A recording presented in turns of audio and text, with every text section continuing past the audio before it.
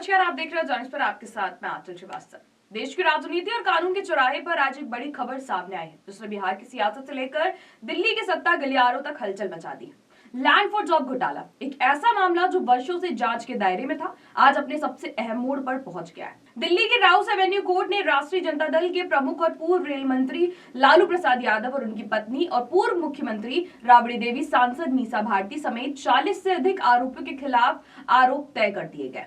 अब इस मामले में औपचारिक रूप से ट्रायल शुरू होगा। कोर्ट ने साफ कहा है कि सीबीआई द्वारा पेश किए गए तथ्यों और दस्तावेजों के आधार पर मामले में सुनवाई के लिए पर्याप्त आधार मौजूद है। यानी अब आरोप तय हो चुके हैं और अगला चरण सबूतों और गवाहों का होगा। इस फैसले के साथ ही लालू परिवार की कानूनी मुश्किलें और बढ़ गई हैं। अब सवाल उठता है कि आखिर क्या है लैंड फॉर जॉब घोटाला। सीबीआई के अनुसार ये मामला साल 2004 से 2009 के बीच का है, जब लालू प्रसाद यादव केंद्र में रेल मंत्री थे। जांच एजेंसी का आरोप है कि इस दौरान रेलवे के पश्चिम मध्य क्षेत्र जबलपुर जोन में ग्रुप डी की नौकरियों के बदले लोगों से जमीन ली गई थी। सीबीआई का दावा है कि जिन उम्मीदवारों या उनके परिवारों ने अपनी जमीन बहुत कम दाम पर या गिफ्ट के तौर पर दी है, उन्हीं के रिश्तेदारों को रेलवे में नौकरी मिली है। ये जमीन बाद में लालू यादव के परिवार, उनके करीबी लोगों या उनसे जुड़ी कंपनियों के नाम ट्रांसफर कराई गई है। एजेंसी के मुताबिक कई मामलों में जमीनें मार्केट रेट के सिर्फ 1/4 या 1/5 दाम पर ली गई है। कुल मिलाकर करीब 1 लाख स्क्वायर फीट जमीन मात्र 26 लाख रुपए में ली गई, जबकि उसकी सरकारी कीमत 4.39 करोड़ रुपए से भी ज्यादा बताई जा रही।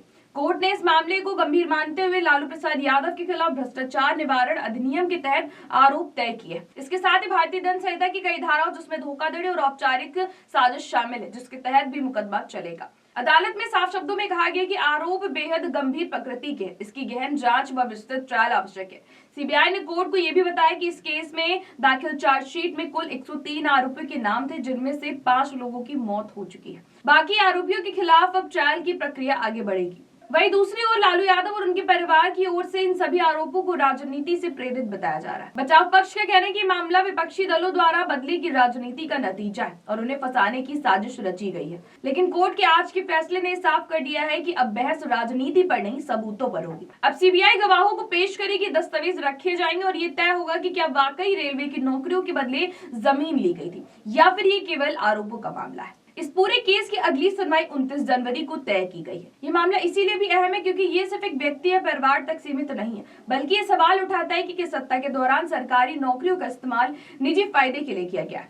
लालू प्रसाद यादव पहले ही चारा घोटाले में सजा काट चुके हैं। अब लैंड फॉर जॉब केस उनके राजनीतिक भविष्य और पार्टी की साख दोनों के लिए बड़ी परीक्षा बनकर सामने खड़ा हो गया है।